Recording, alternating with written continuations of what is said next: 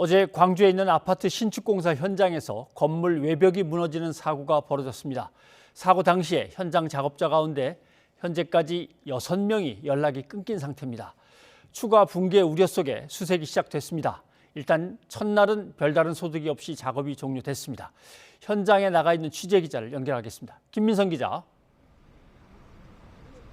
네, 광주 아파트 외벽 붕괴 사고 현장에 나와 있습니다. 네, 붕괴 사고가 벌어진 지 하루 만에 구조 인력이 건물 안으로 진입을 한 거죠. 예, 그렇습니다. 사고 이틀째인 지금까지 이 현장에서 일했던 노동자 6명이 연락 두절 상태입니다. 우선 사고 만 하루 만인 오늘 오후 3시 40분쯤 구조대원 20여 명이 건물 안으로 들어간 사실이 파악됐습니다. 조금 전 소방 브리핑이 있었는데요.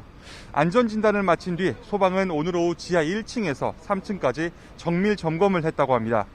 올라가기는 38층까지 올라갔는데 장애물이 많아 정밀 수색은 하지 못했다고 합니다. 무너진 26층에서 28층에서는 구조견 6마리 중 4마리가 반응했습니다. 각기 다 다른 층이었다고 하고요. 구조견이 현재 반응을 보이는 건 10여 층이 쌓여 있는 곳입니다. 하지만 그 이상 접근하지 못하는 건 그곳이 낭떠러지, 벼랑이기 때문입니다. 상당히 위험한 상황에서 구조와 수색 작업이 이뤄지는 것으로 보입니다. 오늘 수색은 일단 이것으로 마무리됐고요. 소방은 내일 날이 밝은 뒤 1층에서 지하 4층까지 재수색할 계획이라고 밝혔습니다. 예, 구조 작업과 함께 조사도 진행이 되겠습니다만 사고 원인을 추정하는 분석들은 어떤 게 나오고 있습니까? 네, 공사 기간을 단축하기 위해서 무리한 공사를 한 게 아니냐 이런 추측이 나오고 있습니다. 추운 날에는 콘크리트 작업을 할 때 콘크리트를 일정 온도 이상 유지해야 하는데 콘크리트를 굳히는 양생 기간도 그만큼 또 길어지게 됩니다. 그런데 일각에서는 이런 과정이 지켜지지 않아 콘크리트 양생이 제대로 되지 않았을 거로 추정하고 있습니다. 또 공기가 지연돼 서둘러 공사한 게 아니냐 이런 지적도 나오는데요. 이에 대해 HDC 현대산업개발은 공사가 빠르게 진행되고 있었기에 무리하게 공기를 단축할 필요가 없었다고 반박했습니다.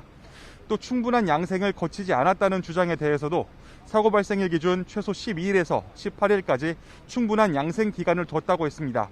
하지만 정작 건물이 왜 무너졌는지에 대해서는 명확한 설명을 내놓지 못하고 있습니다. 이와 관련해 수사기관도 붕괴 원인을 찾기 위한 수사에 곧바로 착수했습니다. 광주경찰청은 경무관인 수사부장을 본부장으로 하는 수사본부를 꾸렸습니다. 경찰은 붕괴 원인과 함께 공사 현장 안전관리 전반을 수사할 거로 보이는데요. 우선 현장 소장 49살 A씨가 업무상 과실치상 혐의로 입건됐습니다. 지금까지 광주 아파트 붕괴 사고 현장에서 YTN 김민성입니다.